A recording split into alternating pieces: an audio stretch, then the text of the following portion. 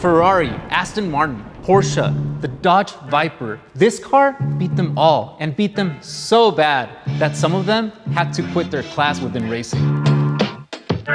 How did it do it, and what does it take to do something like that? We're about to find out. I'll tell you just how dominant this car was. What's up guys, I'm Felipe and we're gonna go bumper to bumper on possibly the coolest Corvette ever, this C6R Corvette that won Le Mans.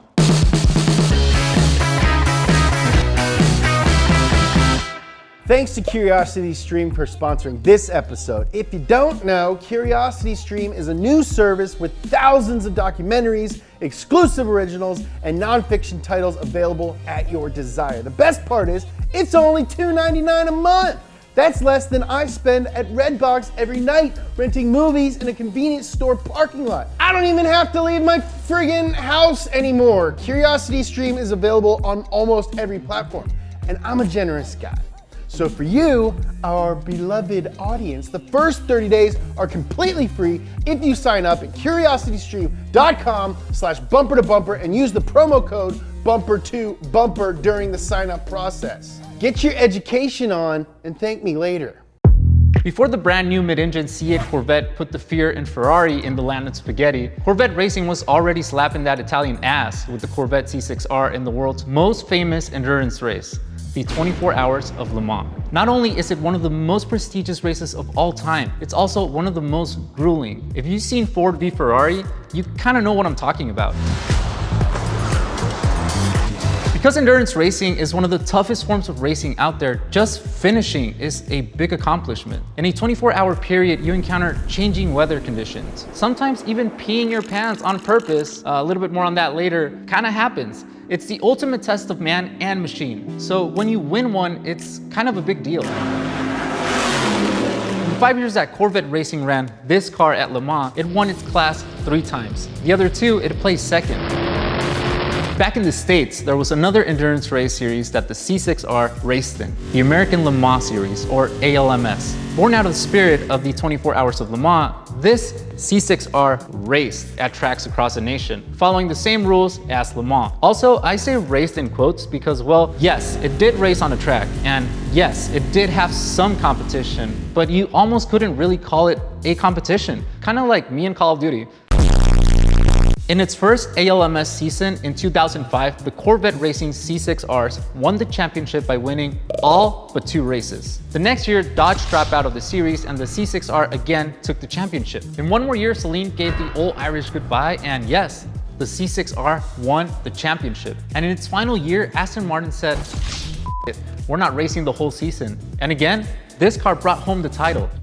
And when you win that much, when you dominate the competition the way this car did, it's kind of like when you beat your brother so bad that you make him rage quit.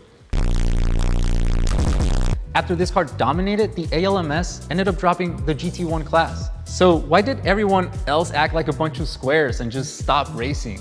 What made this C6R such a good race car? This yellow monster was built by Pratt & Miller. Since 1999, they've been one of GM's official racing teams, building fast AF Vettes, ATSVs, and GTOs to name a few, winning races and championships along the way. The P&M team know every good race car needs a solid foundation, and this C6R is no exception. So let's start with the first thing a race team tackles when they decide to build a race car: the chassis.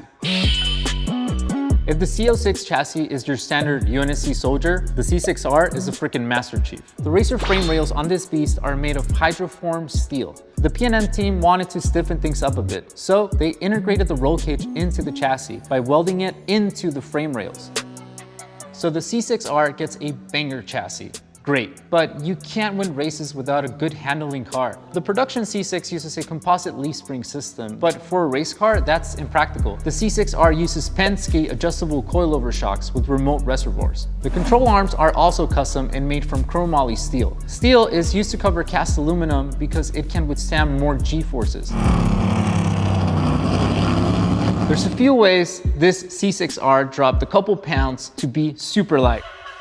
Anytime you can reduce your unsprung weight, it's a win for the race car overall. This yellow beast sits on one-piece forged magnesium BBS 18-inch wheels, 13-inch wide in the rear and 12.5 inches wide up at the front. damn. Helping the car come to a stop are carbon ceramic discs with AP Racing 4-piston calipers on the front and the rear. And not only do carbon ceramic brakes also reduce unsprung weight, but they can withstand much higher temperatures, and they don't suffer from brake fade as often as normal brakes do. What this all means is that you can brake harder and later when going into the corners. Where do you design the shape of your race car when you want it to hit speeds close to 200 miles per hour? Well, apparently you use fluid dynamics software developed for freaking missiles. Using that software, engineers altered the shape of the car to provide optimal airflow at high speeds. At the front of the car, sadly, well, gone are the pop-up headlights from the C5. And while the pop-up headlights are great for songs like they aren't great for aero as they create drag. The material all these body panels are made out of, well, it's carbon fiber. The total weight of the car is around, 2,400 pounds depending on who's driving it. That's about 10 Jameses or 8 Nolans. I don't know about you guys, but I'm done with the body. I want to go look at the LS that's under the hood. The part that I've been waiting for all day. Under the hood is this LS7 7-liter small block making 590 horsepower and 640 pound-feet of torque. 7 liters. That's the amount of milk that Nolan drinks in the morning, and in the afternoon, guess we just have to eat our cereal pretty dry. If you think this is the same LS7 in the C6 it's not. They share the same name and overall LS architecture, but this is an all-out race motor. Built by K-Tech Race Engine Development, the custom LS7 gets CNC ported cylinder heads, a billet steel crankshaft, titanium valves and rods, and Nikasil coated cylinder bores. Nikasil is a type of electro-deposited coating that allows aluminum cylinders and pistons to play nice with each other. A carbon fiber intake box fed by 2 ducts brings in air necessary to bring the motor to life. Inside each of those ducts houses a restrictor plate. If you guys take a very close look at this, you can actually notice that the inlet for the air has a large diameter which then narrows down, and what that does, well, it limits the amount of horsepower according to the FIA sanctioned rules for the Le Mans series. It's a little bit more on the even playing field with the rest of its competitors in the GT1 category or whichever category they're actually racing in. If we were to remove those, well, the horsepower goes all the way up to close to 800 horsepower. The motor revs out at 6,200 RPM. Although it rarely exceeds 5K. Because the engine uses high lift, short duration camshafts, it gets high torque at lower RPM. The exhaust exits under the doors. It's really cool. It's like the OG Vipers. And it's the perfect place for auditory eargasms, according to the internet. All right, there's one last thing left. Let's go check out the inside of the car.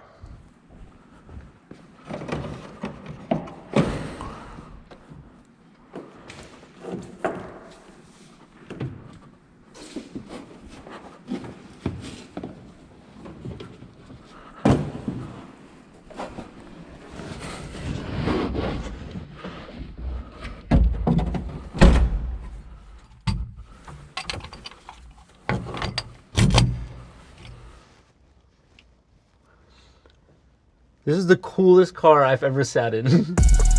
Inside the C6R, it's very race car. I mean, race seat with 5-point harnesses? Check. Removable steering wheel? Check. Air conditioning? Check. Oh yeah, race cars run hot inside the cockpit. Temperatures range from 165 to 185 degrees Fahrenheit. So to cool the drivers down, an AC system is installed right where the passenger seat would be. It's that thing right there. A large suction fan is used in the rear of the car to take hot air out, as well as inlets integrated into the mirrors to keep fresh air flowing in. Not only does it keep the driver cool, but also all the electronics, which there's a ton of them in this car. This car was piloted by 3 drivers. You had Johnny O'Connell, Jan Magnussen, who happens to be the father of Kevin Magnussen if you watch F1. And the 3rd driver was Antonio Garcia, which, pretty rad, Spanish driver. And they all had to share this cockpit. So throughout the race, they're all taking turns driving behind the wheel. And you can't just, go to the pits to pee. So what do? You just let it flow. And then you sit in your homie's pee for the next run. There's 2 things on this steering wheel. One of them is missing, one of them's on it that I find very interesting. The first one is there's a map of Le Mans right on the wheel. Because during racing, you can get pretty delirious. So you can ask your engineer, hey, what corner am I approaching? And he'll be like, dude, you're on 15. and be like, sick, all right, there's a couple hairpins coming up, and you kind of prep your mind and you're ready for it.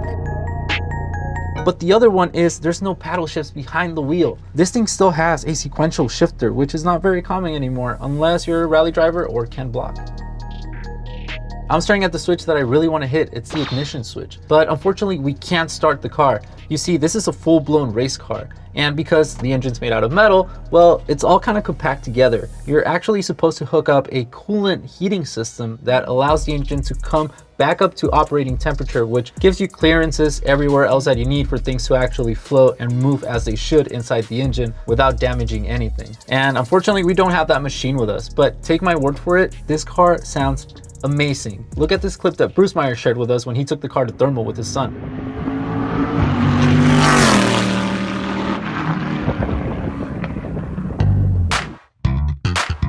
Pratt & Miller only built 6 C6Rs. This is number 007. It was retired after it won the 24 Hours of Le Mans in 2009 under crew chief Dan BINKS, whom is still the crew chief and is helping develop the new C8 Corvette for endurance racing. This C6R is in the same condition it was when it left the racetrack for the last time. Heck, it still has these champagne stains, and look at all this dirt and like road bumps. It's so cool. The C6R marked the end of an era when Corvette racing dominated the American Le Mans series. Since it debuted in 2005, it has won 38 races, making it the winningest GT1 car in the series, and second all-time regardless of its class. If you were ever curious what the most badass Corvette race car looked like, well, you're looking at it, and I'm sitting next to it. This is it.